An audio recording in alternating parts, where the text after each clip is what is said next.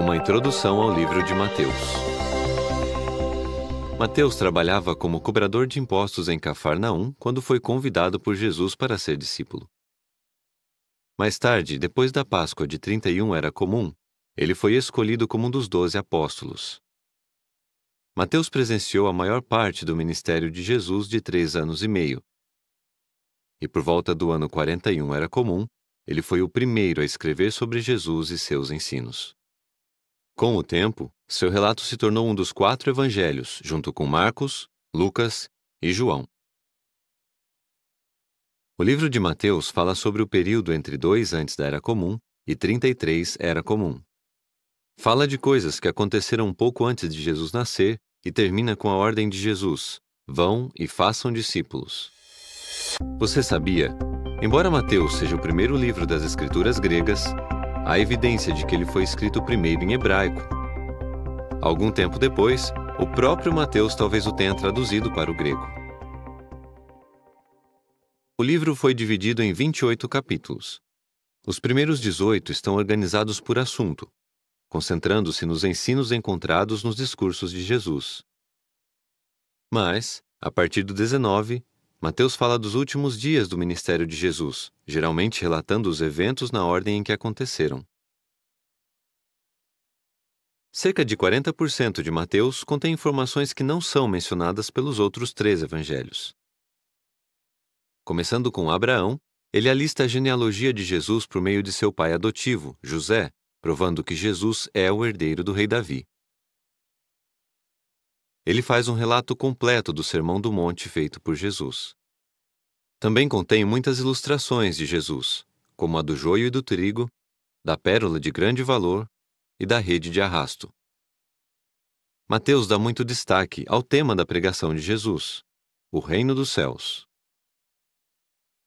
Para ajudar os leitores a ver que Jesus é o Messias, o livro de Mateus contém várias citações e referências a muitos livros das escrituras hebraicas. Não é para menos que Mateus tenha sido descrito como uma ponte entre as escrituras hebraicas e as gregas. Você vai gostar de estudar o livro de Mateus. Ao fazer isso, observe como ele estabelece o direito de Jesus ao trono de Davi, enfatiza os ensinos de Cristo e destaca o reino de Deus. Uma introdução ao livro de Marcos. Marcos deve ter se tornado seguidor de Jesus quando ainda era jovem e morava com sua mãe em Jerusalém. Pelo visto, os primeiros cristãos usavam a casa de Marcos como local de reuniões.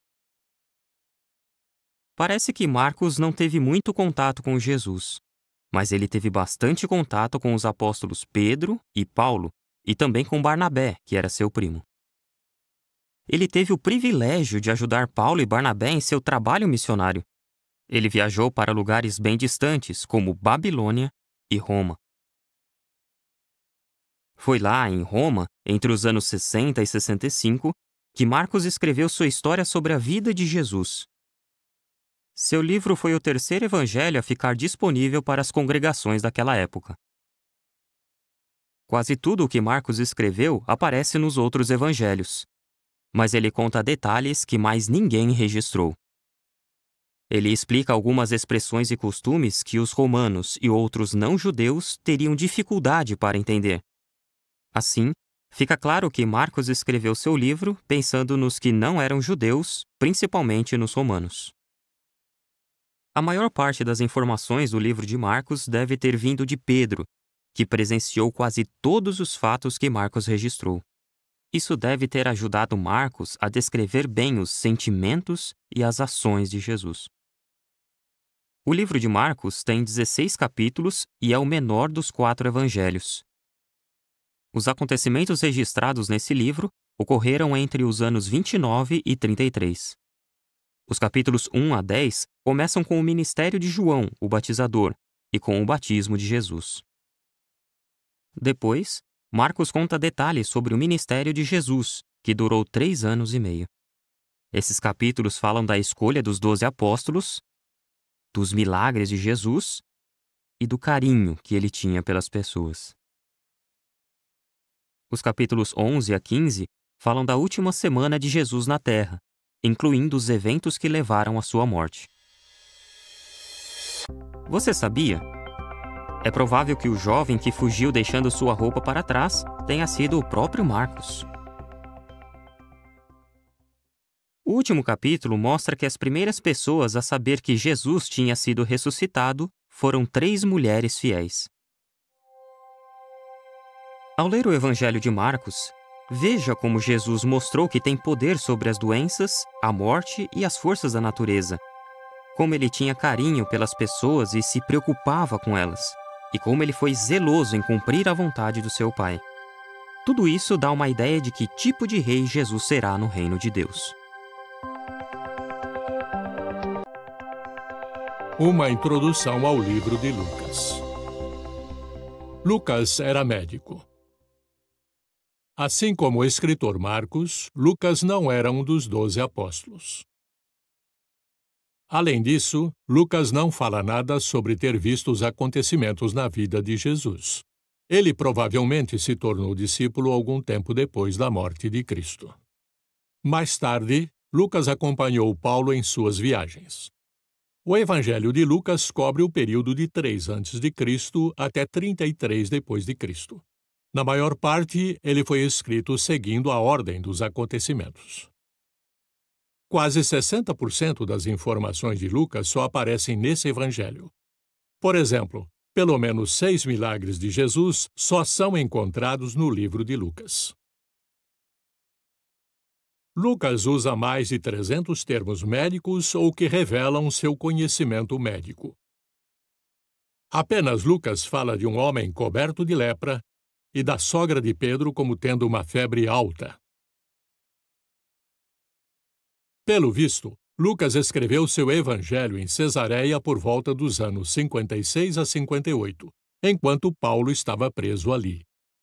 Lucas foi o segundo evangelho a ser escrito, apesar de, na Bíblia, vir depois de Marcos. Além de consultar o Evangelho de Mateus, Lucas, com certeza movido pelo Espírito Santo, entrevistou pessoas que acompanharam o ministério de Jesus e examinou documentos históricos exatos. O livro de Lucas tem 24 capítulos. Os capítulos 1 e 2 dão informações sobre os primeiros anos de vida de João Batista e de Jesus. Como predito por um anjo, Elizabeth dá à luz João.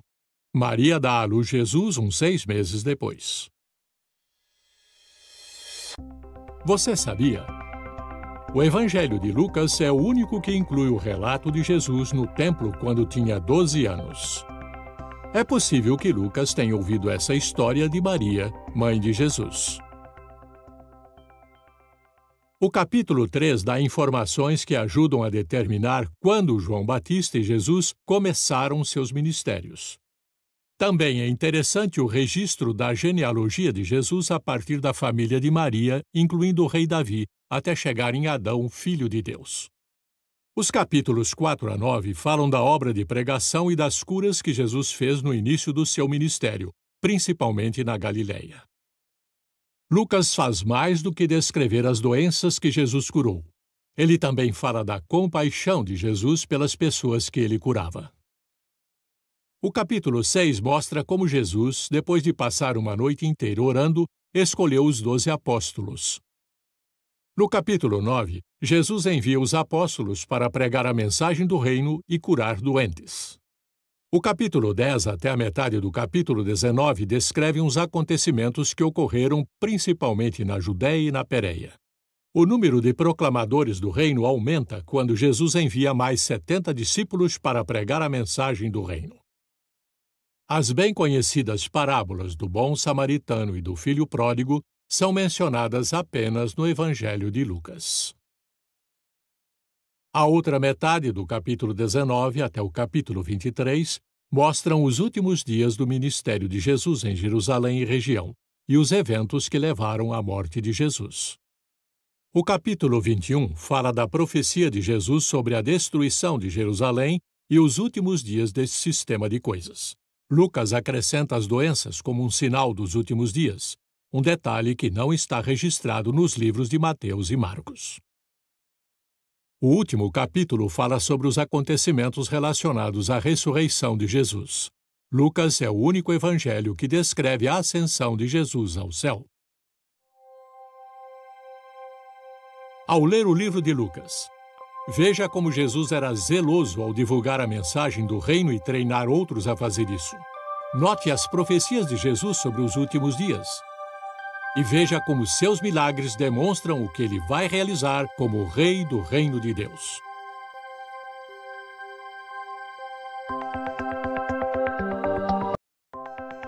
Uma introdução ao livro de João.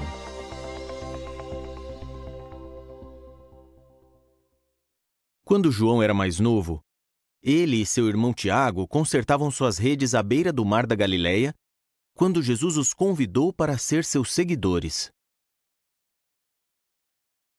Depois da Páscoa do ano 31, Jesus escolheu João como um dos seus 12 apóstolos. João era um dos seus amigos mais próximos e o discípulo que Jesus escolheu para cuidar da sua mãe, Maria. João é o último dos 4 evangelhos. Foi escrito por volta do ano 98, em Éfeso ou ali perto, uns 65 anos depois da morte de Jesus. Durante esse tempo, a profecia de Jesus sobre a destruição de Jerusalém se cumpriu. 92% do conteúdo desse livro não aparece nos outros evangelhos. João fala sobre o amor mais do que qualquer outro escritor dos evangelhos. O livro de João contém 21 capítulos. O capítulo 1 fala do papel de Jesus no céu antes de ele vir para a terra. Ele é descrito como aquele que Jeová usou para criar todas as outras coisas. Jesus é chamado de a Palavra, porque ele é o porta-voz de Jeová. Os capítulos 2 a 6 cobrem 2 anos do ministério de Jesus. O capítulo 2 descreve o primeiro milagre de Jesus numa festa de casamento em Caná. Quando o vinho acabou, ele milagrosamente transformou cerca de 380 litros de água em vinho bom. Ver esse milagre deixou a fé dos discípulos de Jesus mais forte. O capítulo 6 mostra como Jesus faz um milagre e alimenta uns 5.000 homens, além de mulheres e crianças.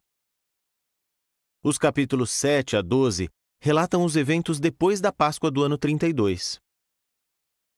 Jesus viaja até Betânia e ressuscita seu amigo Lázaro. Lázaro já está morto há 4 dias. Mesmo assim, ele volta à vida quando Jesus o chama. O capítulo 12 descreve a entrada triunfal de Jesus em Jerusalém. Uma multidão sai ao encontro dele e grita: "Salva, rogamos-te! Bendito é aquele que vem em nome de Jeová! Bendito é o Rei de Israel!" Os capítulos 13 a 19 contam os eventos de apenas um dia, 14 de Nisan do ano 33. Jesus celebra a Páscoa com seus apóstolos no andar de cima de uma casa em Jerusalém. Você sabia? No livro de João encontramos provas de que Jesus celebrou 4 Páscoas durante seu ministério. Isso também comprova que seu ministério durou 3 anos e meio. Jesus mostrou muita humildade na última Páscoa quando fez o trabalho de um servo ao lavar os pés dos apóstolos. Mais tarde, naquela noite, Jesus disse: "Eu lhes dou um novo mandamento. Amem uns aos outros, assim como eu amei vocês." Esse mandamento era novo porque exigia que os discípulos de Cristo mostrassem ainda mais amor. No capítulo 17, se encontra a última oração de Jesus na companhia dos seus discípulos. Mais tarde, no jardim de Getsêmani, Jesus corajosamente se identifica para os soldados que vêm prendê-lo. Pouco depois, Jesus morre por toda a humanidade. Os capítulos 20 e 21 mostram como Jesus, agora ressuscitado, aparece para os seus discípulos em várias ocasiões. Ao ler o Evangelho de João, veja o amor de Jesus pela humanidade, seu exemplo de humildade e as provas de que ele era o Messias, o Rei do Reino de Deus.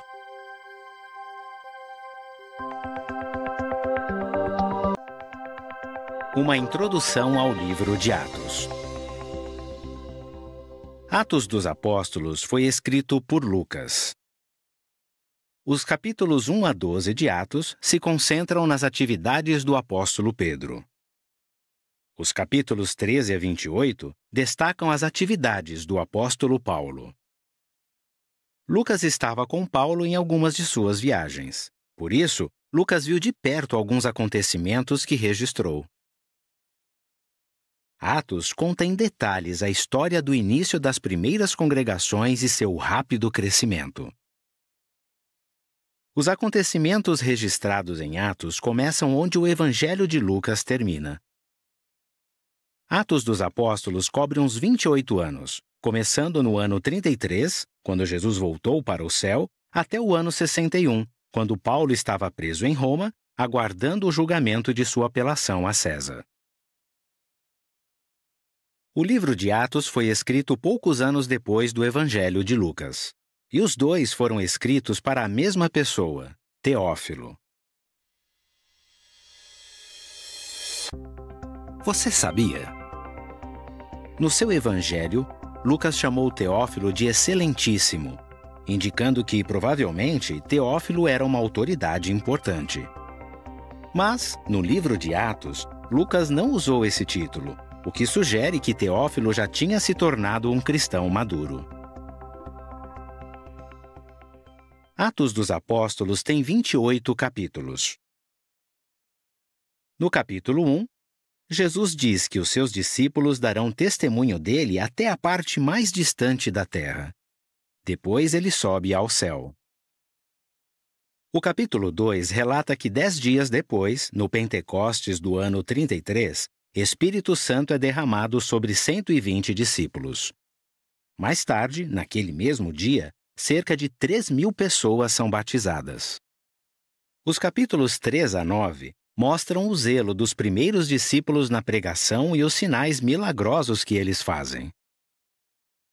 Eles continuam pregando as boas novas com coragem, mesmo enfrentando muita oposição. Estevão, um dos primeiros cristãos, é até assassinado por causa de sua fé. Um homem chamado Saulo presencia e aprova a execução de Estevão.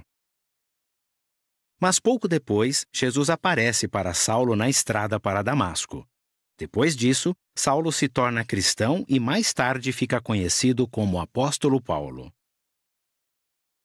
Os capítulos 10 e 11 descrevem um período de paz para os discípulos. Jeová usa o apóstolo Pedro para levar as boas novas para os gentios, ou seja, os não-judeus. Nessa época de crescimento, a palavra cristão é usada pela primeira vez para identificar os discípulos de Cristo. No capítulo 12, volta a perseguição. Herodes manda matar o apóstolo Tiago e prende Pedro, que mais tarde é solto por um anjo.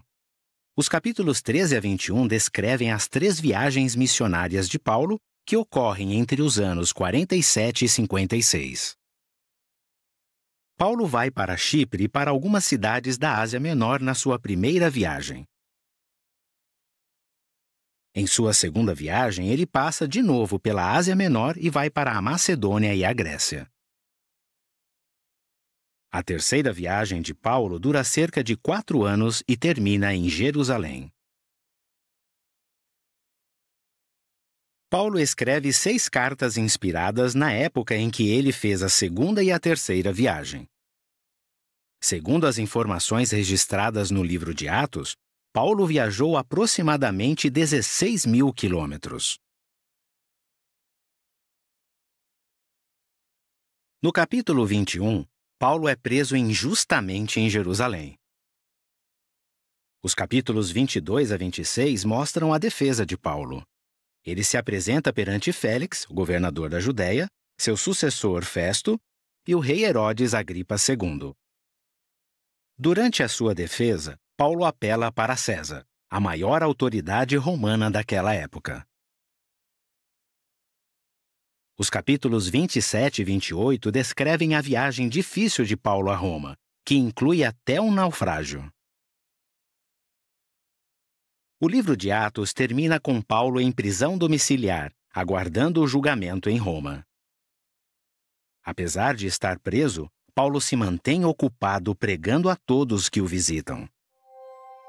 Ao ler o livro de Atos dos Apóstolos, note como o Espírito Santo deu poder aos discípulos. Como eles pregaram corajosamente apesar de forte perseguição.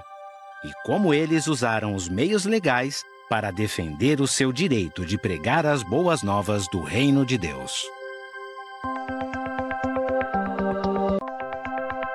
Uma introdução ao livro de Romanos.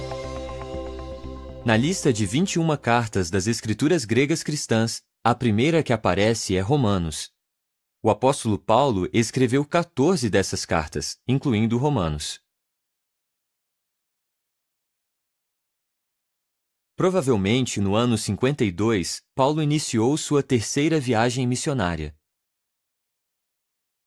Enquanto estava em Corinto, por volta do ano 56, Paulo escreveu para os cristãos em Roma, uma cidade que ele ainda não tinha visitado. A carta aos Romanos tem 16 capítulos. No capítulo 1, Paulo fala que gostaria de visitar os cristãos de Roma para encorajá-los e ser encorajado por eles.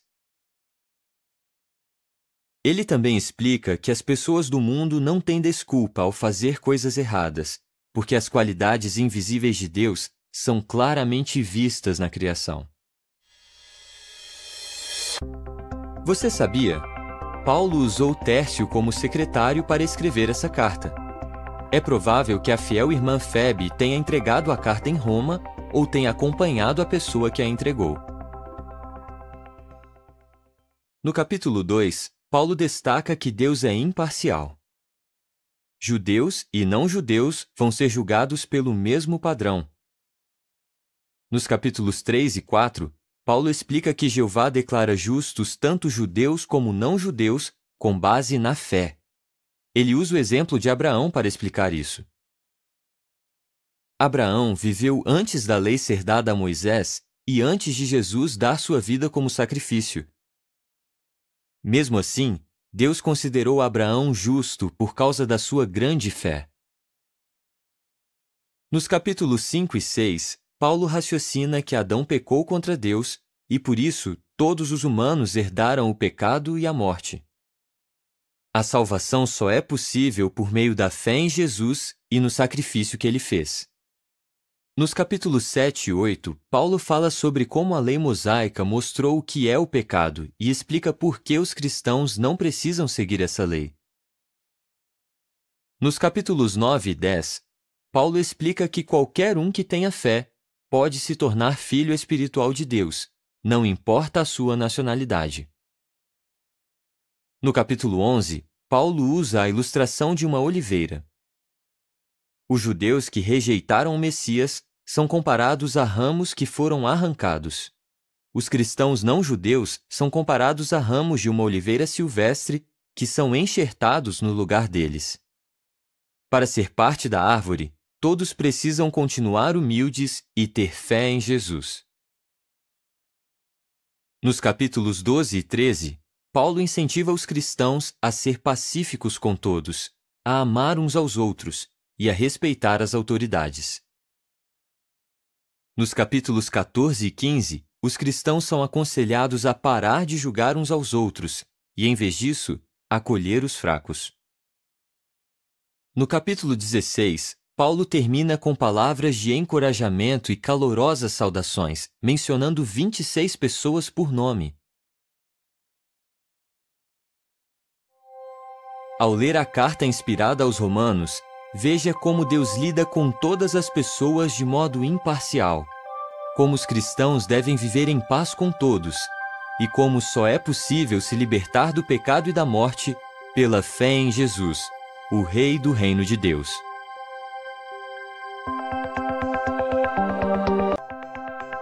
Uma introdução ao livro de 1 Coríntios. O apóstolo Paulo escreveu esta carta aos cristãos que moravam na agitada metrópole de Corinto. Paulo ficou em Corinto durante sua segunda viagem missionária e ajudou a fundar uma congregação ali. Durante sua terceira viagem missionária, pelo visto enquanto estava em Éfeso, Paulo recebeu uma carta e notícias preocupantes sobre a congregação em Corinto. Foi por volta do ano 55 que Paulo escreveu aos irmãos em Corinto para falar desse assunto. 1 Coríntios tem 16 capítulos.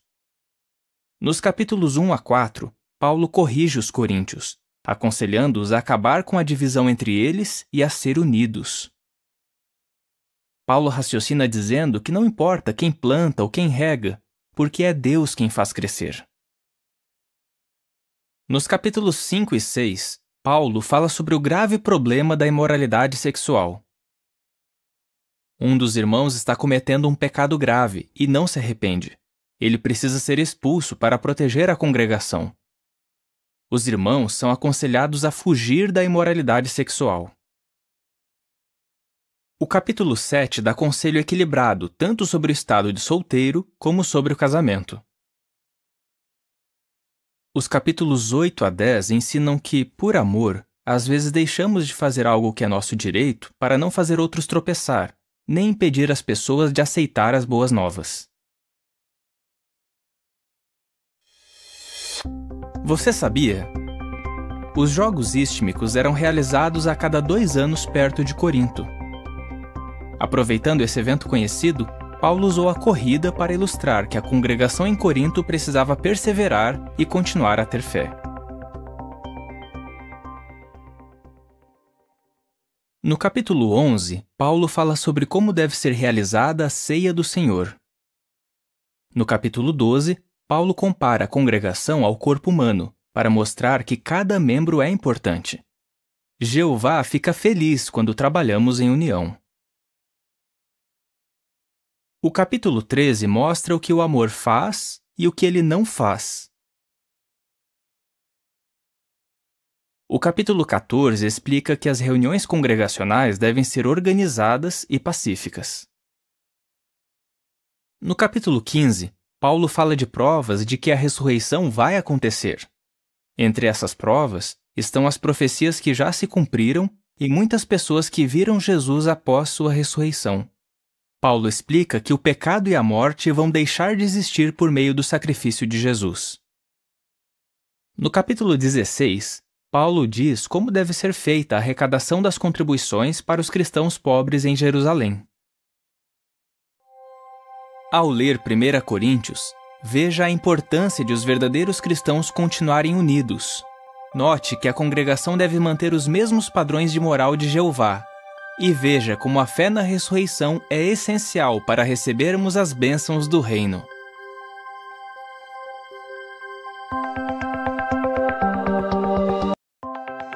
Uma introdução a 2 Coríntios.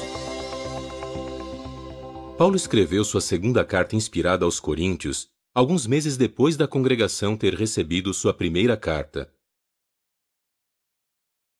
Tito foi enviado a Corinto para ajudar a buscar donativos para os irmãos na Judéia. Talvez também tenha ido ver como os cristãos de Corinto reagiram à primeira carta inspirada de Paulo. Depois, Tito saiu de Corinto e viajou até onde Paulo estava. O bom relatório de Tito deixou Paulo muito feliz e, por isso, ele escreveu outra carta aos Coríntios. 2 Coríntios tem 13 capítulos.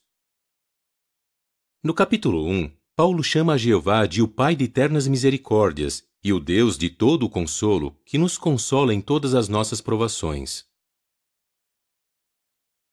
No capítulo 2, Paulo garante que ama muito a congregação em Corinto, apesar dos conselhos bem fortes que ele tinha dado em sua primeira carta. O pecador que tinha sido expulso da congregação tinha deixado de fazer o que é errado, por isso ele devia ser perdoado e recebido de volta. No capítulo 3, Paulo diz que quem nos qualifica para sermos ministros é Deus. O capítulo 4 descreve o ministério como um tesouro em vasos de barro. Apesar de sermos como simples vasos de barro, a mensagem que pregamos pode dar vida eterna tanto para nós quanto para as pessoas que nos escutam. No capítulo 5, Paulo diz que o amor do Cristo nos motiva.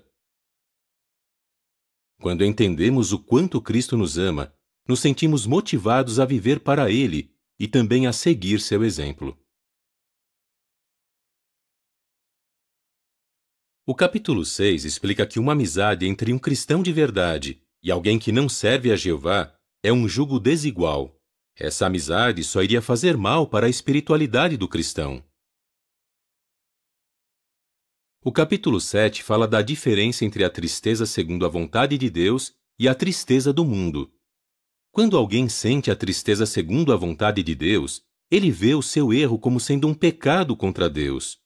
Por isso, ele procura o perdão e para de fazer o que é errado. Já a tristeza do mundo faz a pessoa ficar magoada porque descobriram o que ela estava fazendo de errado, mas ela não se importa se tem ou não o perdão de Deus.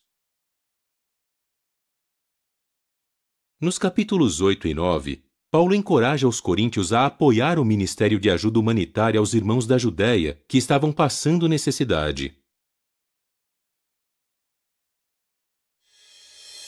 Você sabia? Paulo usou a palavra ministério para descrever tanto o trabalho de pregação e ensino como de ajuda humanitária. Ou seja, o trabalho de ajuda humanitária também faz parte do nosso serviço sagrado para Jeová. Nos capítulos 10 a 13, Paulo usa argumentos para acabar com a má influência e os ensinos errados de falsos apóstolos. Paulo relembra a congregação que a verdade pode demolir fortalezas, como doutrinas, práticas erradas e modos de pensar que refletem a sabedoria humana imperfeita e que são difíceis de destruir. Ao ler 2 Coríntios, veja como Jeová, o Deus de todo consolo, fortalece e apoia seus servos, como o arrependimento sincero nos torna amigos de Jeová e como até humanos imperfeitos podem pregar as boas novas do reino de Deus.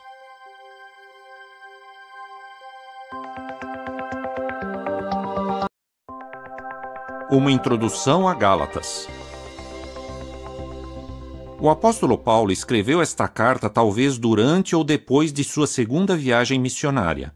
Ele estava em Corinto ou na Antioquia da Síria quando a escreveu. Paulo normalmente ditava suas cartas para um secretário escrever, mas ele mesmo escreveu a carta aos Gálatas. Gálatas foi escrito por volta dos anos 50 a 52 depois de Cristo. Você sabia? A Galácia era a província romana que ficava na parte central do território que hoje é conhecido como Ásia Menor. As congregações da Galácia que receberam a carta de Paulo provavelmente incluíam as de Antioquia da Pisídia, Icônio, Listra e Derbe. Alguns estavam ensinando que os cristãos precisavam seguir a lei mosaica. Por isso, Paulo usou essa carta para desmentir aqueles falsos instrutores. A carta aos Gálatas tem 6 capítulos. No capítulo 1, Paulo conta como ele se converteu do judaísmo para o cristianismo.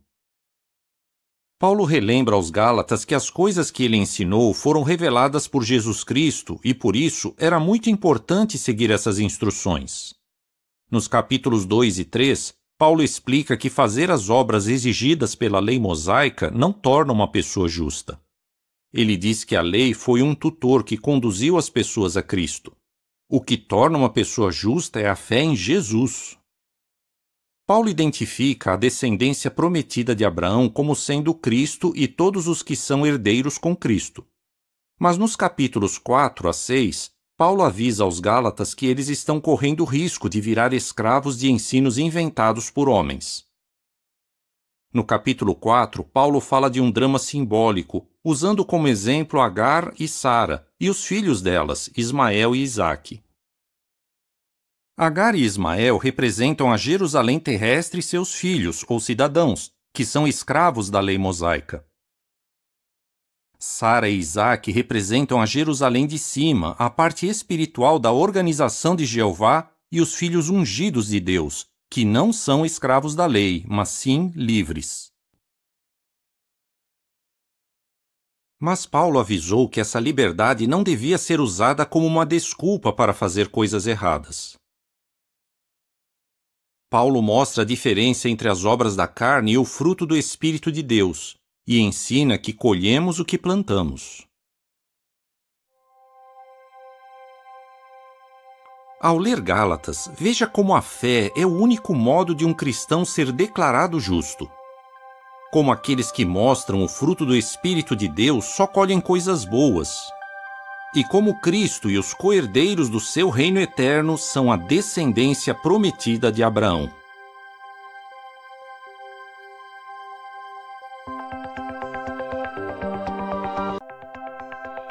Uma introdução a Efésios. O apóstolo Paulo visitou a cidade de Éfeso pela primeira vez em sua segunda viagem missionária, provavelmente no ano 52 d.C. Ele estava junto com Áquila e Priscila. Paulo ficou pouco tempo em Éfeso, mas Áquila e Priscila continuaram ali pregando e ensinando.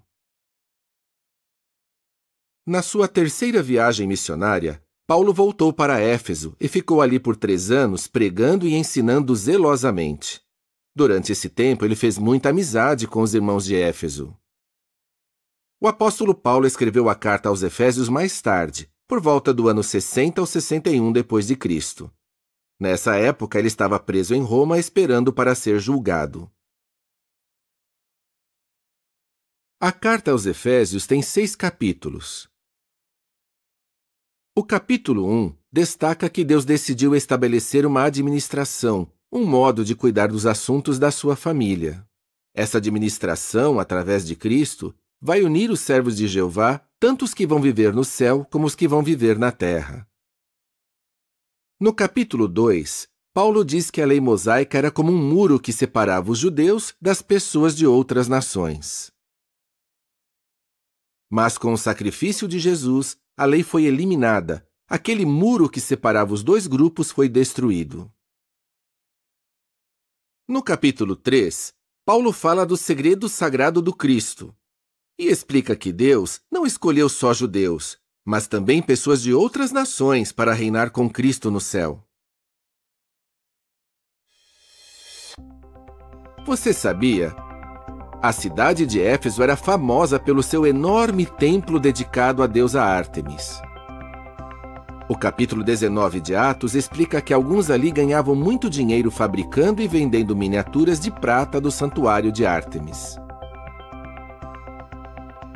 Paulo ficou em Éfeso por uns 3 anos, e durante esse tempo ele ensinou que adorar imagens é errado.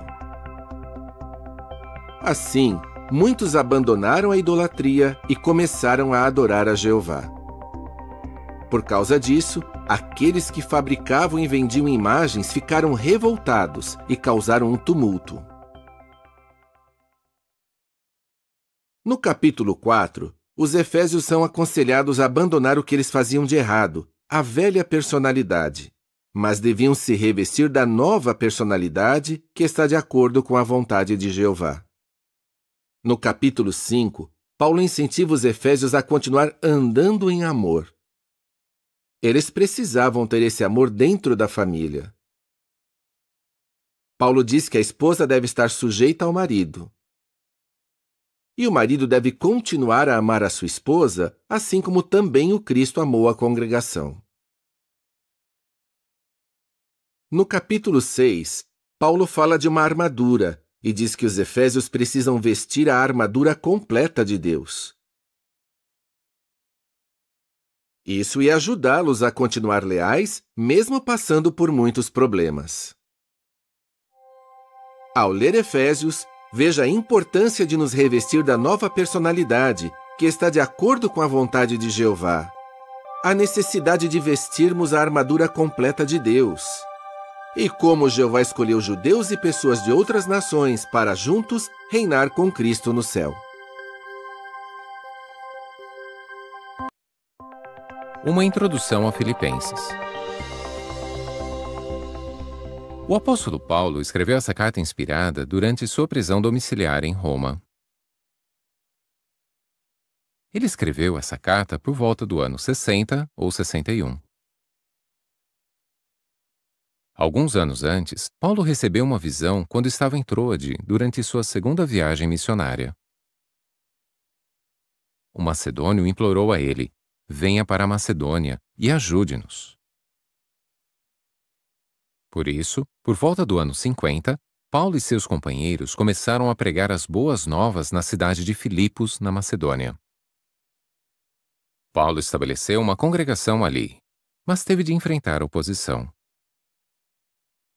Paulo e Silas foram espancados com varas e jogados na prisão, e seus pés foram presos a um tronco. Paulo voltou a Filipos durante sua terceira viagem missionária. Alguns detalhes que ele incluiu na carta aos Filipenses mostram o grande amor que existia entre Paulo e os irmãos em Filipos. A carta aos Filipenses tem 4 capítulos. No capítulo 1, Paulo diz que sua prisão em Roma está resultando no progresso das boas novas. A coragem de Paulo ao enfrentar a oposição motiva os irmãos a continuar declarando a palavra de Deus sem medo. No capítulo 2, Paulo incentiva os filipenses a continuar tendo a mesma atitude que Cristo teve. Daí, os filipenses são elogiados por estar brilhando como iluminadores no mundo. Você sabia? Algum tempo antes, os filipenses tinham enviado um presente para Paulo por meio de Epafrodito. Mais tarde, Paulo enviou Epafrodito de volta a Filipos para entregar a sua carta inspirada à congregação. No capítulo 3, Paulo alerta contra os que confiam na carne porque, pelo visto, têm orgulho de suas raízes judaicas. Para Paulo, qualquer vantagem que ele teve por ser fariseu era como lixo, se comparado ao privilégio de conhecer a Cristo e estar em união com Ele. No capítulo 4, Paulo aconselha os filipenses a não ficar ansiosos por causa de coisa alguma e a encontrar a paz de Deus por meio de orações, súplicas e agradecimentos.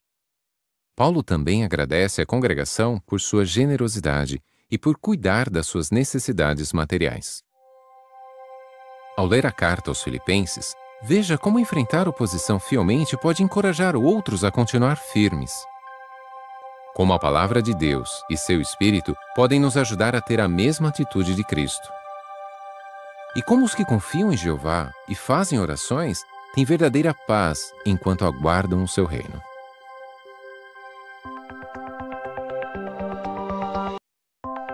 Uma introdução a Colossenses.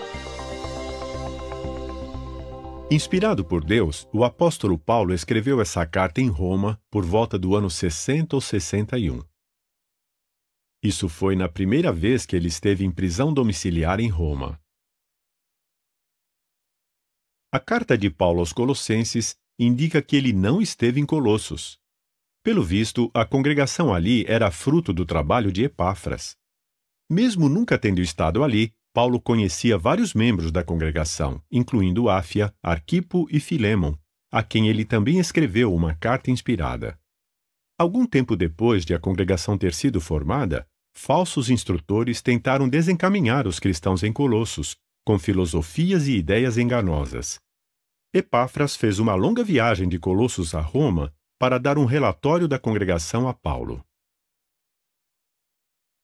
A carta aos Colossenses tem 4 capítulos. No capítulo 1, Paulo diz que espera que os colossenses continuem a crescer em conhecimento exato de Deus. Daí, Paulo descreve o Filho de Deus como a imagem do Deus invisível, o primogênito de toda a criação, por meio de quem foram criadas todas as outras coisas. Cristo é também o cabeça da congregação. No capítulo 2, o apóstolo alerta os colossenses contra os que promovem filosofias e os que tentam convencer as pessoas a seguir a lei mosaica. Paulo explica que a lei mosaica foi cancelada e removida. Deus, por assim dizer, a pregou na estaca de tortura de Cristo. Você sabia? Em Colossenses 4:10, Paulo menciona Marcos, primo de Barnabé. Durante pouco tempo, Marcos, também chamado João, acompanhou Paulo e Barnabé na primeira viagem missionária deles. Mas Marcos os deixou e provavelmente voltou para Jerusalém, e por isso Paulo ficou decepcionado. No entanto, cerca de 12 anos mais tarde, Marcos estava em Roma acompanhando Paulo. Fica claro que qualquer desentendimento entre eles tinha sido resolvido. No capítulo 3, Paulo incentiva a congregação a continuar buscando as coisas de cima, onde o Cristo está sentado à direita de Deus. O apóstolo também aconselha os colossenses a se despir da velha personalidade, a se revestir da nova personalidade e a perdoar uns aos outros liberalmente. No capítulo 4, Paulo diz aos colossenses para persistir em oração e dar graças. Ele também escreve que as suas palavras sejam sempre agradáveis, temperadas com sal, de modo que saibam como responder a cada pessoa. Ao ler a carta aos Colossenses, veja que nós devemos continuar a crescer em conhecimento exato de Deus. Note como podemos desenvolver uma personalidade cristã. E lembre que nós devemos sempre falar palavras agradáveis, principalmente ao declarar as boas novas do reino de Deus.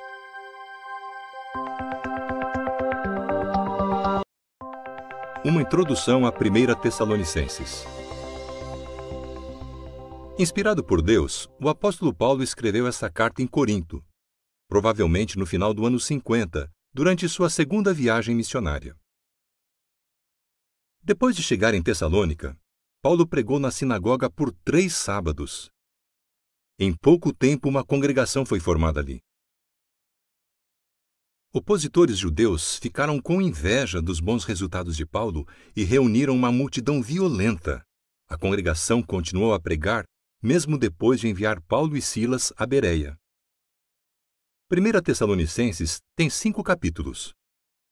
No capítulo 1, Paulo elogia a congregação pela forma como eles aceitaram a palavra de Deus e perseveraram apesar do sofrimento.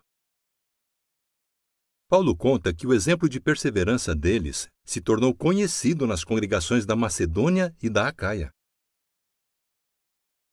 No capítulo 2, Paulo lembra aos tessalonicenses de seu terno amor por eles e de como se esforçava para não ser um peso financeiro para eles. Você sabia? O apóstolo Paulo trabalhava fabricando tendas. Ele talvez tivesse esse trabalho para se sustentar em Tessalônica. No capítulo 3, Paulo diz que tinha enviado Timóteo a Tessalônica para fortalecer a fé deles. Quando Timóteo voltou, ele contou a Paulo sobre o grande amor e fé da congregação. No capítulo 4, Paulo consola aqueles que perderam alguém. A ressurreição de Jesus é uma garantia de que aqueles que estão dormindo na morte vão levantar. No capítulo 5, Paulo fala de coisas que vão acontecer no futuro e que vão levar à destruição dos inimigos de Deus durante o dia de Jeová. Ele chama aqueles que obedecem a Deus de filhos da luz, fazendo um contraste com aqueles que não obedecem a Deus. Ele aconselha a congregação a ficar espiritualmente desperta, a se certificar de todas as coisas, a orar constantemente e a encorajar uns aos outros. Ao ler a primeira carta aos Tessalonicenses, veja como nossa perseverança, apesar do sofrimento, pode encorajar outros. Como a esperança da ressurreição consola e fortalece aqueles que perderam alguém querido na morte. E como Jesus Cristo, o Rei do Reino de Deus, vai destruir todos os inimigos de Jeová.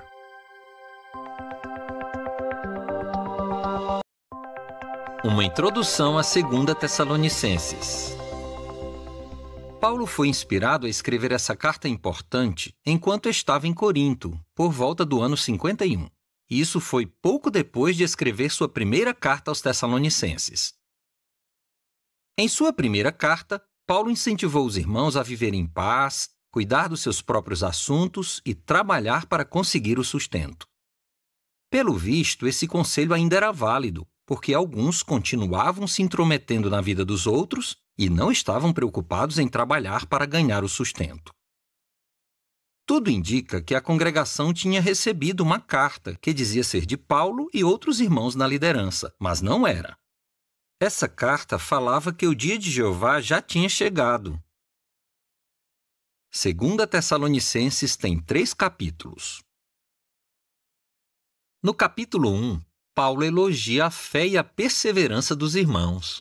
Ele também explica que os que estão passando por provações vão ter alívio quando o glorificado Rei Jesus Cristo vier destruir os inimigos de Deus. No capítulo 2, Paulo explica que algumas coisas iam acontecer antes do dia de Jeová chegar. Uma dessas coisas é que uma grande apostasia iria surgir. Também seria revelado quem é o homem que viola a lei. Esse homem simbólico é um grupo de líderes religiosos apóstatas que se colocaria acima de todos nas congregações. Você sabia?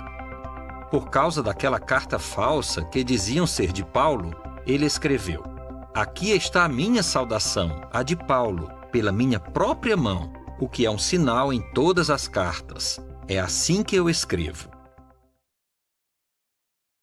No capítulo 3, Paulo aconselha os irmãos a tomar nota e parar de se associar com alguns da congregação que ainda estavam andando de modo indisciplinado, talvez porque não quisessem trabalhar. Mas os irmãos não deviam tratá-los como inimigos. Em vez disso, deviam tentar ajudá-los a se arrepender de suas ações. Ao ler 2 Tessalonicenses, veja como Satanás pode usar homens orgulhosos e maus para distorcer os ensinamentos de Cristo. Por que é importante parar de se associar com alguns, mas sem tratá-los como inimigos? E por que precisamos perseverar nas dificuldades enquanto esperamos pelo reino de Deus?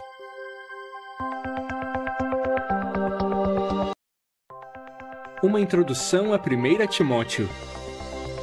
Paulo escreveu sua primeira carta a Timóteo quando estava na Macedônia, entre o ano 61 e 64. Ele dá a entender que Timóteo estava em Éfeso nessa época. Paulo escreveu 1 Timóteo para deixar claro como as coisas deviam funcionar na congregação e alertar sobre o perigo de ensinamentos falsos e o amor ao dinheiro. 1 Timóteo tem 6 capítulos. No capítulo 1, Paulo incentiva Timóteo a ficar em Éfeso para corrigir alguns que se desviaram dos ensinamentos de Cristo. Ele também menciona que era grato pela grande misericórdia do Cristo. Mesmo Paulo tendo perseguido os cristãos, Jesus ainda o considerava como um homem justo. Por isso, Jesus deu um ministério para Paulo cuidar. No capítulo 2, Paulo diz que nós precisamos orar por outras pessoas. Além disso, podemos orar para que os governos nos permitam fazer nossa obra de pregação e viver em paz. Ele explica que Deus quer que todo tipo de pessoas sejam salvas e venham a ter um conhecimento exato da verdade. No capítulo 3, Paulo fala o que um irmão que está se esforçando para servir como servo ministerial ou ancião precisa fazer. Você sabia? O verbo grego traduzido se esforçando passa a ideia de alguém que estica bem o braço para alcançar alguma coisa. Assim, Paulo deixa claro que é preciso se esforçar para servir a outros na congregação. No capítulo 4, Paulo diz que alguns iriam sair da verdade e iriam tentar levar outros junto com eles. Esses apóstatas iriam falar mentiras e até proibir o casamento.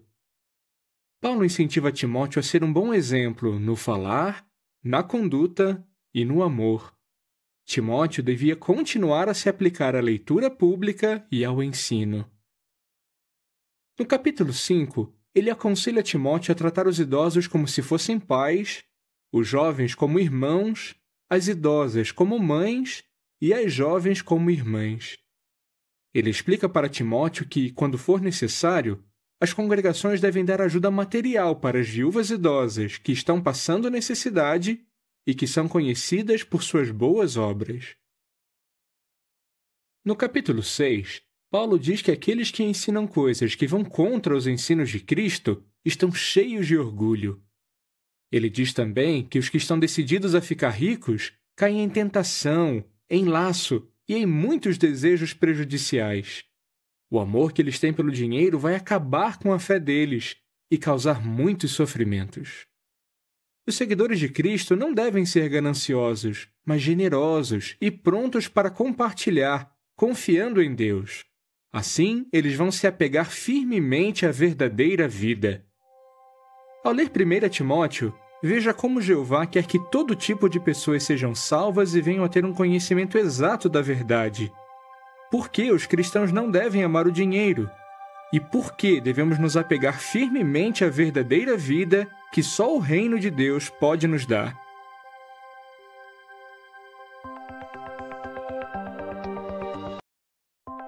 Uma introdução a 2 Timóteo. Paulo escreveu essa carta quando estava em Roma, por volta do ano 65. O imperador Nero estava perseguindo os cristãos, e Paulo foi preso em Roma mais uma vez. Da primeira vez, Paulo ficou preso numa casa. Mas agora, a situação era muito pior. Além de estar acorrentado, Paulo estava prestes a ser executado. Paulo escreveu essa carta para encorajar Timóteo a atiçar como a um fogo o dom de Deus que ele tinha recebido. Essa carta também incentivava Timóteo a fazer o melhor para agradar a Deus e a fugir dos desejos errados da juventude. 2 Timóteo tem 4 capítulos. Paulo começa a sua carta encorajando Timóteo, que pelo visto ainda estava em Éfeso. Na carta, Paulo conta que alguns irmãos na Ásia tinham se afastado dele. Mas ele elogia Onesíforo, que foi corajoso e procurou por Paulo para ajudá-lo. No capítulo 2, Paulo diz para Timóteo ensinar para outros homens fiéis tudo o que ele tinha aprendido com ele. Paulo fala para Timóteo rejeitar debates tolos e sem sentido que só geram brigas. Você sabia?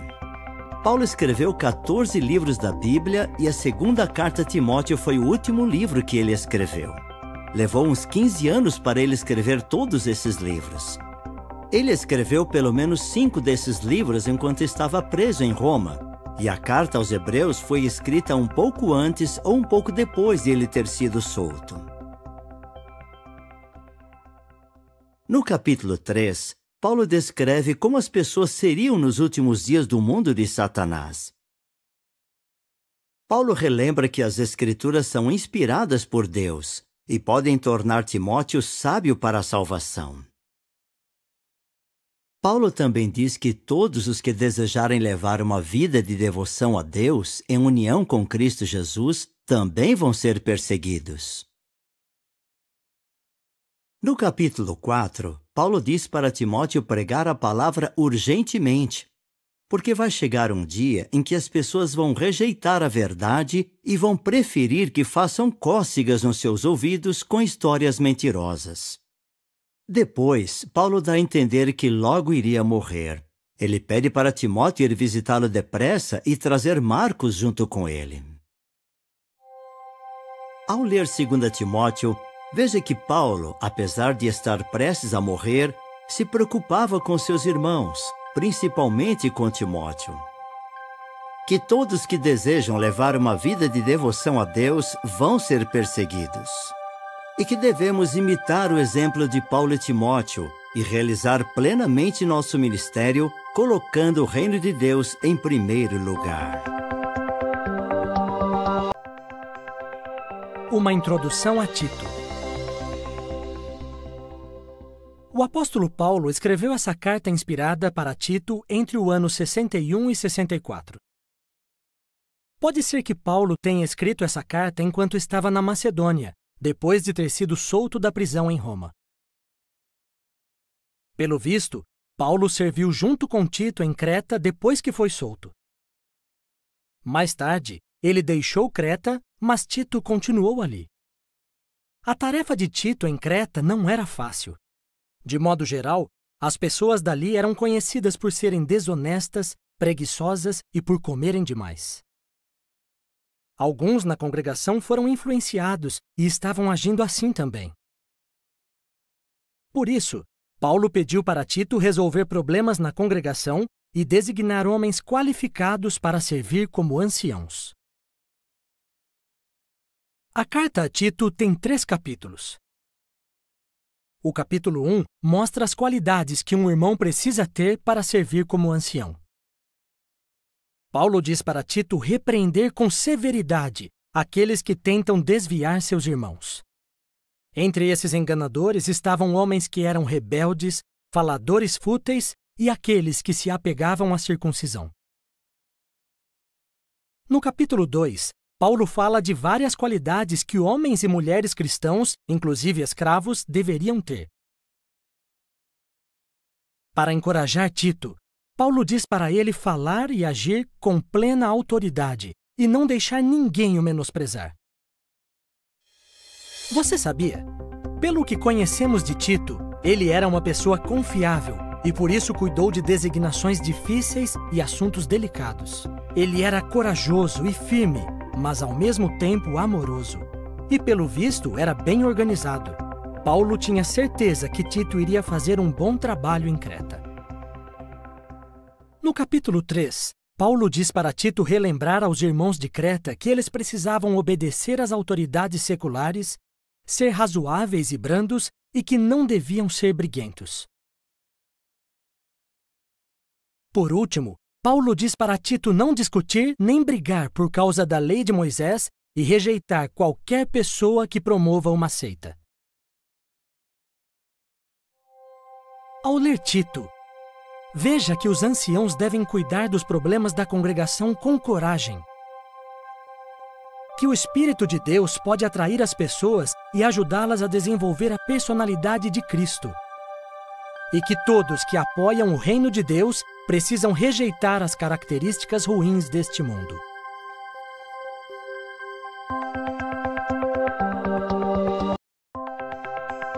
Uma introdução a Filémon.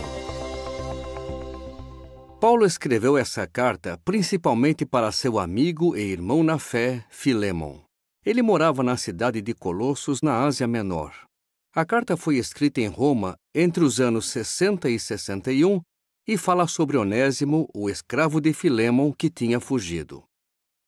Onésimo conheceu Paulo em Roma e depois de pouco tempo se tornou cristão. A carta a Filémon tem apenas 25 versículos.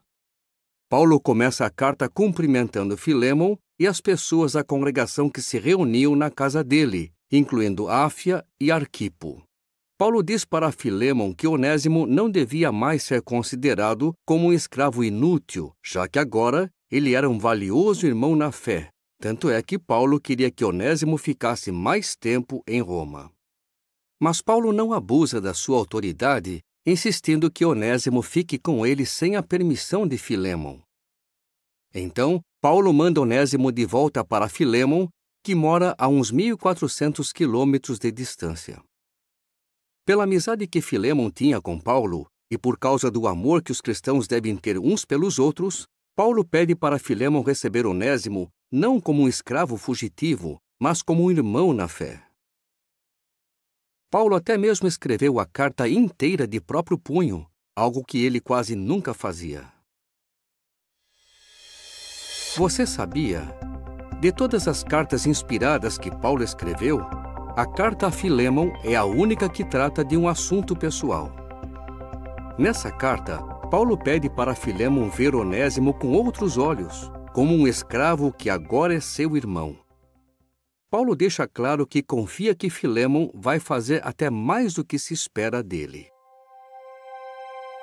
Ao ler Filémon, veja como podemos mostrar confiança em nossos irmãos. Como Paulo teve verdadeira humildade quando não abusou da sua autoridade. E como ele deixou claro que a bondade e o perdão devem ser qualidades de todos os que querem herdar o reino de Deus.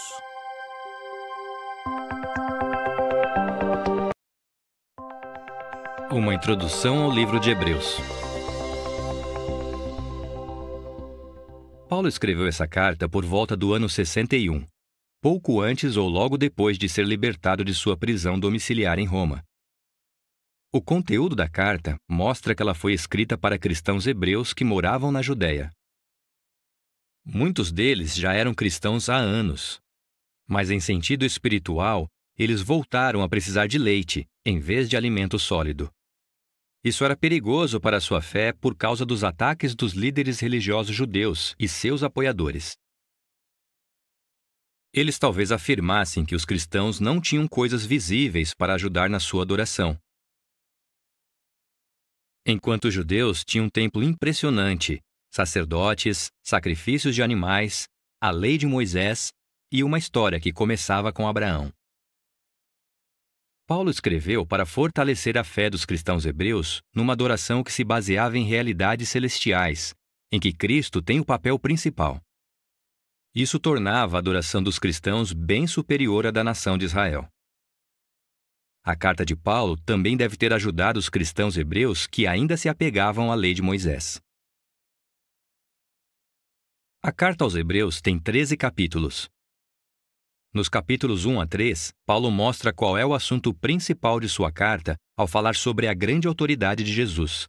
Jesus é superior aos anjos e a Moisés. Nos capítulos 4 a 10, vemos Jesus como sumo sacerdote no céu, muito superior aos sumos sacerdotes judeus que serviam no templo. Ao contrário deles, Jesus é perfeito e sem pecado. Os sumos sacerdotes judeus tinham que oferecer sacrifícios todos os dias pelos pecados do povo. E os sacrifícios que eles faziam eram de animais, que tinham um valor limitado. Cristo entrou no céu para apresentar a Deus o valor de sua vida humana perfeita, que ele ofereceu como resgate de uma vez para sempre. O resgate de Jesus também fornece a base para um novo pacto, melhor do que o pacto que foi mediado por Moisés. Você sabia? Em Hebreus 9:9, lemos: essa tenda é um símbolo. Aqui, Paulo estava se referindo à tenda, ou tabernáculo que Moisés construiu. A adoração que era realizada naquela tenda e os sacrifícios de animais não podiam prover o perdão completo dos pecados. A tenda muito superior, não feita por mãos humanas, que é a provisão para adorar a Jeová com base no sacrifício de resgate de Jesus, nos dá tudo o que precisamos para ter uma amizade achegada e eterna com Deus. No capítulo 10, vemos que os seguidores de Cristo devem se reunir regularmente para encorajar uns aos outros, ainda mais à medida que o fim se aproxima. O capítulo 11 fala sobre a fé, dando muitos exemplos de homens e mulheres fiéis do passado, que pela fé foram feitos poderosos em palavras e ações. No capítulo 12, vemos que esses homens e mulheres corajosos formam uma grande nuvem de testemunhas. Depois, o apóstolo chama a atenção para a maior testemunha de todas, Jesus Cristo, que é o agente principal e aperfeiçoador da nossa fé. Se a nossa fé for como a de Jesus, a nossa conduta deve ser pura.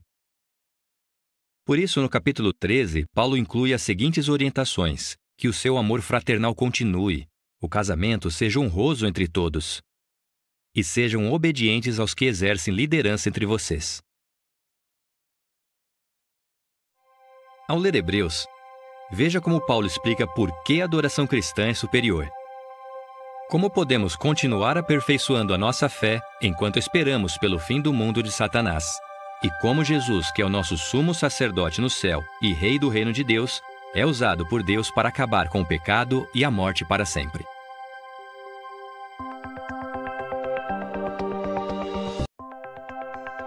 Uma introdução a Tiago. Existem bons motivos para acreditar que o Tiago que escreveu essa carta foi o meio-irmão de Jesus. Ele fez isso antes do ano 62, enquanto morava em Jerusalém. A carta destaca a importância de se ter fé e perseverança ao passar por provações, de evitar fazer coisas que desagradam a Deus e de mostrar nossa fé por meio de nossas ações. Assim como Jesus, Tiago usou muitas ilustrações simples, mas poderosas, baseadas em coisas comuns do dia a dia, como as ondas do mar, flores e árvores, um homem se olhando no espelho e riquezas materiais que acabam. A carta de Tiago tem 5 capítulos. O capítulo 1 nos lembra de persistir em pedir sabedoria a Deus, fazendo isso com fé. Ele nos lembra também que quem duvida é semelhante a uma onda do mar, que o vento leva de um lado para o outro. O capítulo 2 traz um forte conselho para os que tratam os ricos melhor do que os pobres. Por fazerem isso, eles criam divisões de classes e violam a lei régia do amor ao próximo. Você sabia? Tiago faz várias referências ao Sermão do Monte. Por exemplo, ele diz que podemos ter alegria quando somos perseguidos, que devemos fazer a vontade de Deus em vez de apenas ouvi-la, e que, se quisermos que Deus nos perdoe, temos que perdoar outros. No capítulo 3, Tiago usa várias ilustrações para mostrar a importância de controlar a nossa língua. Os instrutores da Palavra de Deus precisam dar ainda mais atenção a isso. Tiago compara a língua a freios na boca de um cavalo, ao leme de um navio, a um fogo e a uma fonte de água. O capítulo 4 explica que desejos errados levam à conduta errada. Tiago também diz: quem quer ser amigo do mundo faz de si mesmo um inimigo de Deus. Por outro lado, quando nos opomos ao diabo e nos achegamos a Deus, Deus se achega a nós. O capítulo 5 diz que os ricos e poderosos que oprimem outros vão prestar contas a Jeová. Tiago também destaca a importância da paciência. Assim como um lavrador espera com paciência pela chuva, precisamos esperar com paciência pelo cumprimento das promessas de Deus por meio de Cristo. Enquanto isso, se alguém estiver espiritualmente doente, deve buscar a ajuda dos anciãos da congregação. O modo amoroso de os anciãos usarem a palavra de Deus e suas orações de fé podem ajudar uma pessoa doente a se recuperar. Ao ler Tiago, veja que nunca devemos culpar a Jeová por nossas provações, que precisamos nos esforçar para controlar nossa língua e que devemos ser pacientes enquanto esperamos pelo reino de Deus.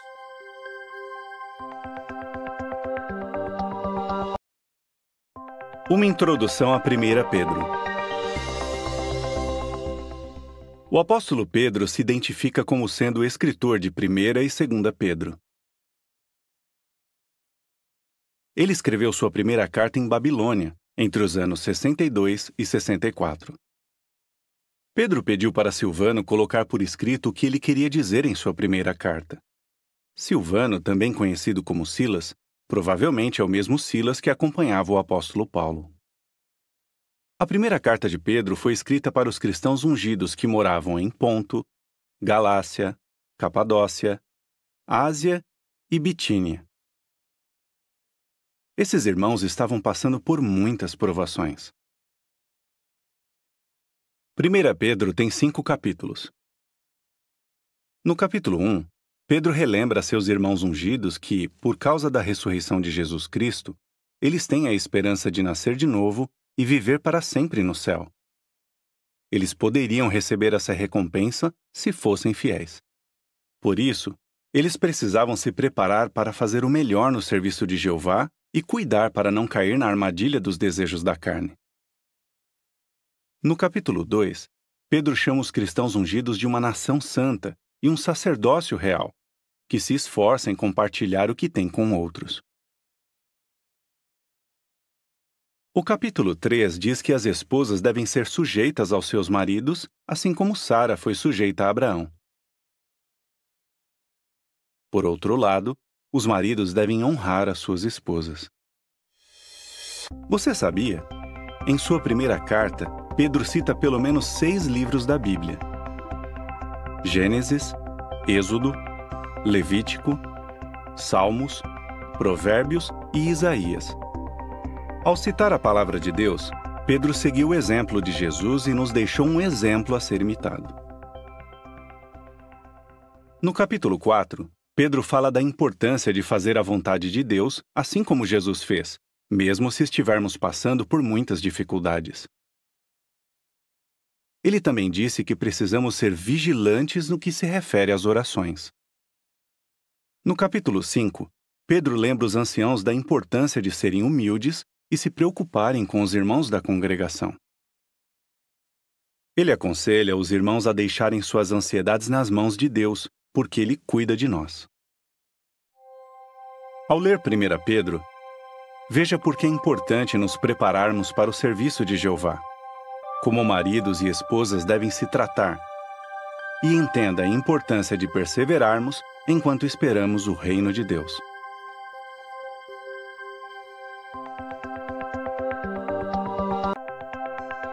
Uma introdução a 2 Pedro. O apóstolo Pedro se identifica como sendo o escritor das duas cartas inspiradas de 1 e 2 Pedro. Ele escreveu sua segunda carta por volta do ano 64, logo depois de ter escrito sua primeira carta. Provavelmente ele ainda estava em Babilônia ou próximo dali. Nessa carta, Pedro fala para os cristãos permanecerem fiéis para receber a recompensa no céu, tomarem cuidado com os falsos instrutores e prestarem atenção às profecias. 2 Pedro tem 3 capítulos. O capítulo 1 fala da transfiguração que Pedro, Tiago e João tinham visto. Nessa visão, eles tiveram uma ideia do poder que Jesus teria como rei do reino de Deus. A transfiguração ajudaria os cristãos a fortalecer sua fé nas profecias, que são como uma lâmpada que brilha em lugar escuro. No capítulo 2, Pedro avisa que os cristãos precisam tomar cuidado, porque falsos instrutores iriam criar seitas destrutivas. Esses homens que apareceram na época dos primeiros cristãos vão ter o mesmo julgamento que as cidades de Sodoma e Gomorra. Você sabia? Quando Pedro escreveu sua segunda carta, ele sabia que estava prestes a morrer. Mas em vez de ficar muito preocupado com isso, ele continuou a alimentar as ovelhas de Cristo, assim como Jesus tinha pedido. O capítulo 3 fala do que ia acontecer quando Jesus Cristo se tornasse o rei do reino de Deus. Pedro explica que algumas pessoas iriam ignorar totalmente o fato de que Jeová tinha destruído pessoas ruins no passado, como na época de Noé. Pedro fala da promessa de Deus de novos céus e uma nova terra, onde teremos justiça e paz. Até isso acontecer, os servos de Deus precisam se apegar às Escrituras e se empenhar em atos de devoção a Deus. Ao ler 2 Pedro, veja como a transfiguração pode fortalecer a nossa fé nas profecias da Bíblia. Por que é importante tomar cuidado com falsos instrutores? E por que precisamos esperar com paciência o reino de Deus, o governo que vai cuidar de todas as pessoas que adoram o nosso Deus, Jeová?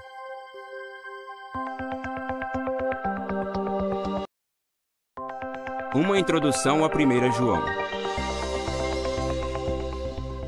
1 João é a maior das 3 cartas que o apóstolo João foi inspirado a escrever. João provavelmente estava em Éfeso ou naquela região quando escreveu essas cartas, por volta do ano 98. Ele escreveu o Evangelho de João na mesma época. João não escreveu essa carta para uma pessoa específica, mas para todos os cristãos. Ele queria fortalecer a fé dos irmãos no que eles aprenderam sobre Jesus Cristo. Essa carta fala de 3 assuntos principais: o anticristo, o pecado e o amor. 1 João tem 5 capítulos. No capítulo 1, João diz que Deus é luz e que os cristãos têm que andar na luz. Isso quer dizer que é preciso reconhecer que somos pecadores e precisamos do sacrifício de Jesus para ter o perdão de Deus. O capítulo 2 nos dá um aviso sobre anticristos. Uma das coisas que eles dizem é que Jesus não era o Cristo e que o Filho de Deus não veio para a Terra como humano. Você sabia? Mais de 30 anos antes de João escrever suas cartas, havia sido predito que falsos instrutores iriam aparecer e iriam tentar desviar os cristãos. Pelo que lemos nas cartas de João, era exatamente isso o que estava acontecendo naquela época. No capítulo 3, João compara os filhos de Deus com os filhos do diabo. Os filhos de Deus amam uns aos outros. Já os filhos do diabo são iguais a Caim e odeiam seus irmãos. No capítulo 4, João continua falando sobre o amor. Ele nos relembra que não podemos falar que amamos a Deus se não amamos nossos irmãos. No capítulo 5, João diz: "Pois o amor de Deus significa o seguinte, que obedeçamos aos seus mandamentos." João também garante que Jeová ouve todas as orações que estão de acordo com a vontade dele. Ao ler 1 João, veja que devemos fugir da apostasia, que precisamos nos proteger do pecado e que é muito importante amar de verdade nossos irmãos.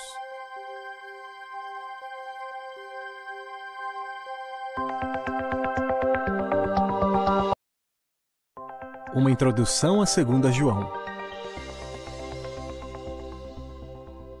João escreveu essa e outras 2 cartas por volta do ano 98.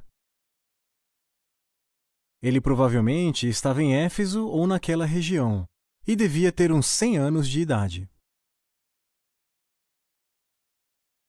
João começa sua carta dizendo: "A Senhora escolhida e aos filhos dela."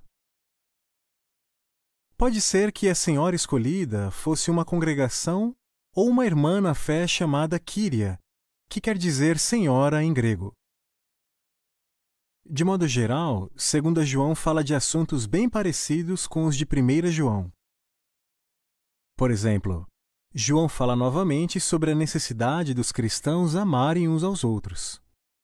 Ele também diz: "O amor significa o seguinte, que continuemos andando segundo os mandamentos de Deus." Depois, João dá um alerta. Ele diz que muitos enganadores saíram pelo mundo afora. Já naquela época, esses anticristos diziam que o Cristo não veio para a Terra como humano. Você sabia? Em 2 João 10 e 11, João dá mais instruções sobre como lidar com quem vai além dos ensinamentos de Cristo. Ele diz: "Não o recebam na sua casa, nem o cumprimentem." Fica claro nessa carta que João amava muito seus irmãos ungidos. Ele queria que eles tivessem uma plena recompensa, o que inclui o privilégio de governar com Cristo no céu. Ao ler 2 João, veja o amor que o apóstolo João sentia pelos seus irmãos. Como ele queria que eles continuassem seguindo os mandamentos de Deus, e que aqueles que rejeitam a apostasia vão ter o privilégio de herdar o reino de Deus.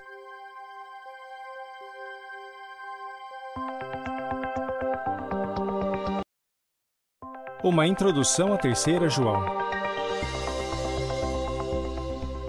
João escreveu essa carta em Éfeso, ou perto dali, por volta do ano 98. Ele escreveu essa carta para seu querido amigo Gaio. Gaio era um nome bem comum naquela época para os romanos. 3 João tem 14 versículos. Gaio era conhecido como um servo fiel de Deus, que recebia bem os irmãos que vinham visitar a congregação. O apóstolo João elogiou a hospitalidade dele. Diótrefes era bem diferente de Gaio.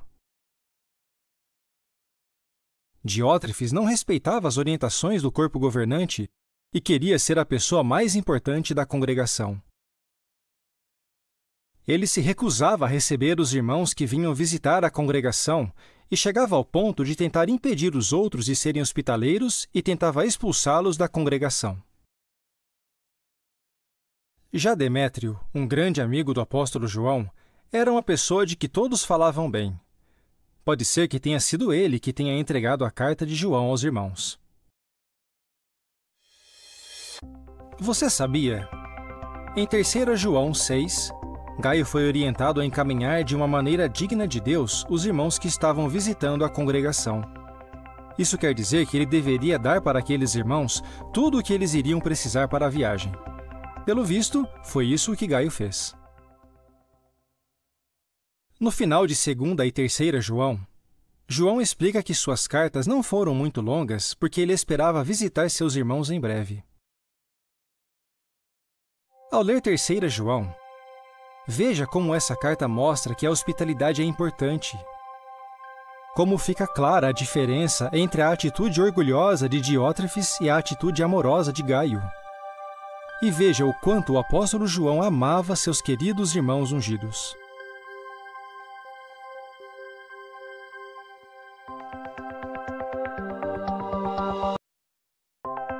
Uma introdução a Judas. O escritor dessa carta inspirada provavelmente era o mesmo Judas que era meio-irmão de Jesus Cristo.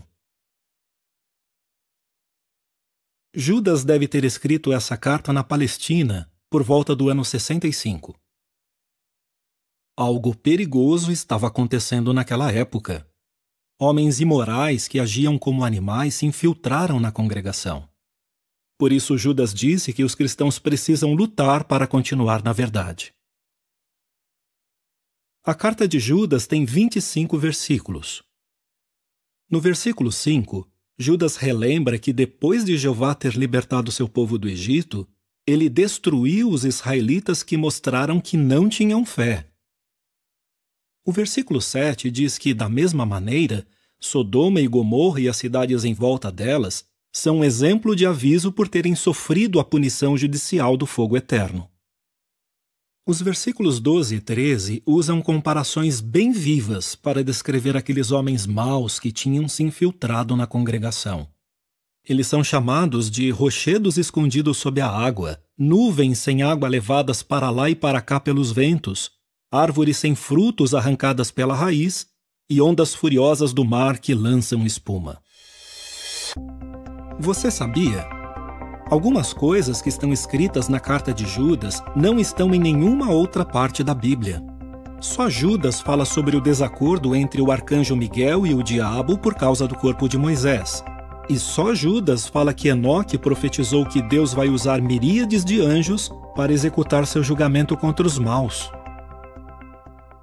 Judas termina sua carta falando para seus irmãos continuarem no amor de Deus.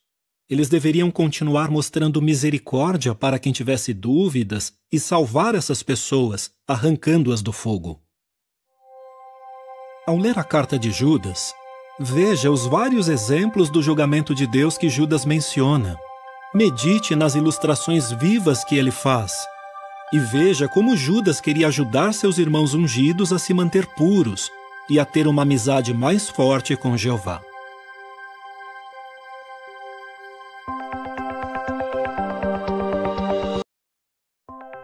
Uma introdução ao livro de Apocalipse.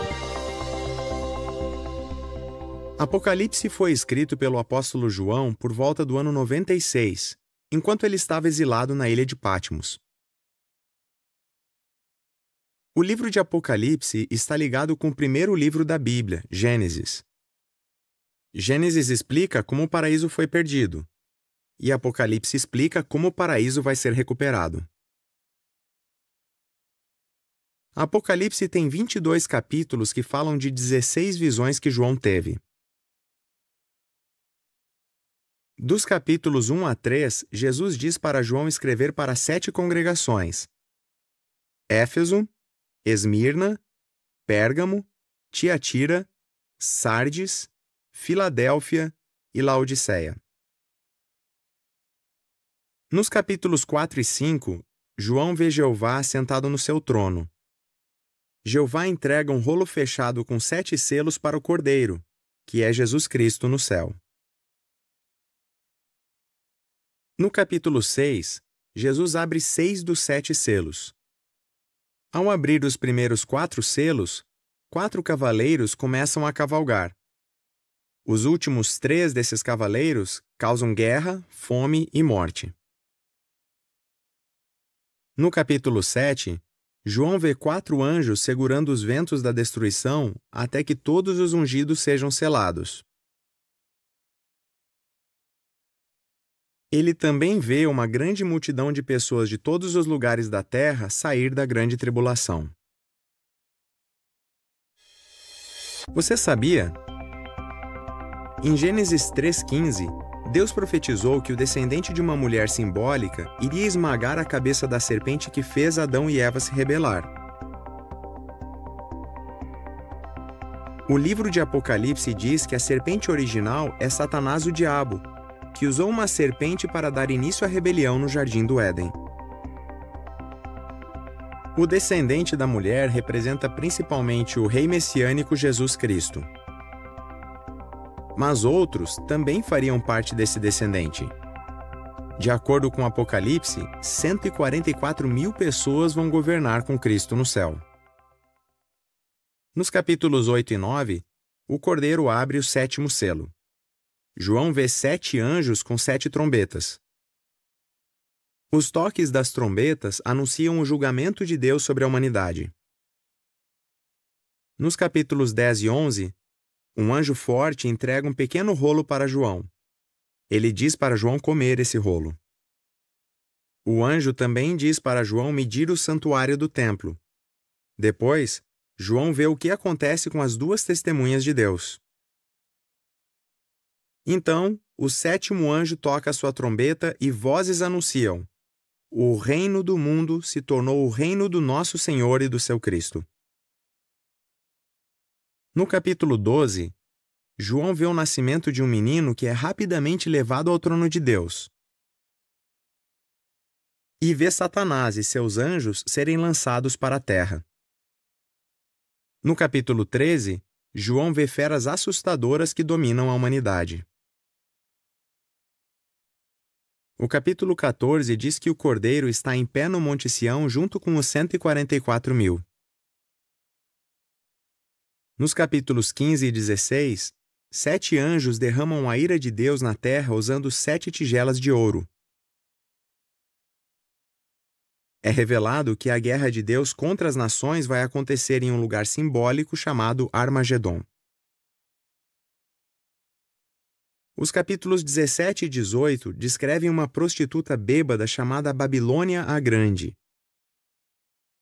Ela está montada em uma fera cor de escarlate com 10 chifres. Mas a fera ataca a prostituta e a destrói. No capítulo 19, João vê Jesus e seu exército celestial destruir os maus. As 3 últimas visões estão nos capítulos 20 a 22 e falam da prisão de Satanás no abismo, do reinado de 1000 anos de Cristo, da ressurreição na terra e da destruição final de humanos rebeldes e anjos maus.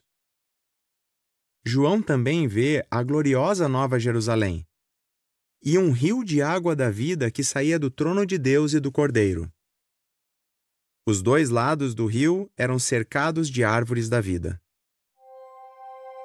Ao ler o livro de Apocalipse, veja como as visões que João teve mostram o cumprimento da promessa que Deus fez em Gênesis 3,15. Como Deus vai acabar com toda a maldade através de Jesus Cristo. E como a vontade de Jeová vai ser feita para sempre na terra, assim como é feita no céu, graças ao reino de Deus.